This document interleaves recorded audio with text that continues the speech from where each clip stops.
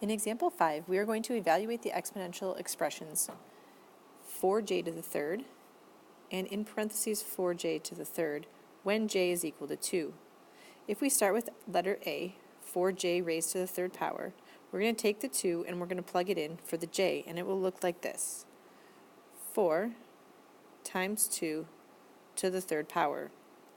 Using the order of operations, we have to do exponents first. So we would take 2 to the third, which is 8, and get 4 times 8, and that is equal to 32. Now, if you don't want to worry about the order of operations at this time, you can also plug this directly into your calculator as shown. So you would take 4 in parentheses 2 and use that exponent key and raise it to the third power, and it will also show you that you have 32. In the second one, we are now going to take in parentheses 4j and then raise it to the third. So the difference between A and B is that in A, our only thing that we have as our base raised to the third power is the j, and in part B, both the 4 and the j are being raised to that third power. So we would get the following. 4 times 2 raised to the third. 4 times 2 is 8, so we have to work inside the parentheses first, and then we can raise that to the third power. And 8 to the third power is 512. Now in letter C, it says to explain the difference in evaluating A and B. Use vocabulary words, exponents, base, and variable in your explanation.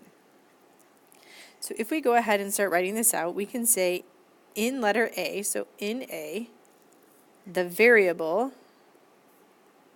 and that's one of the terms that we needed to use, so I'm going to underline that. The variable j is the base, and base is another one of our words, with the exponent 3.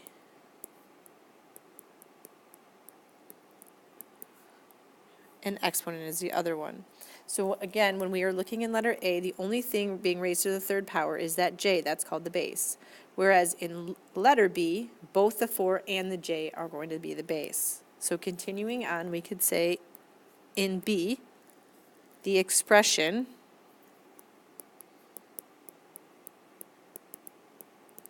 for j is the base with exponent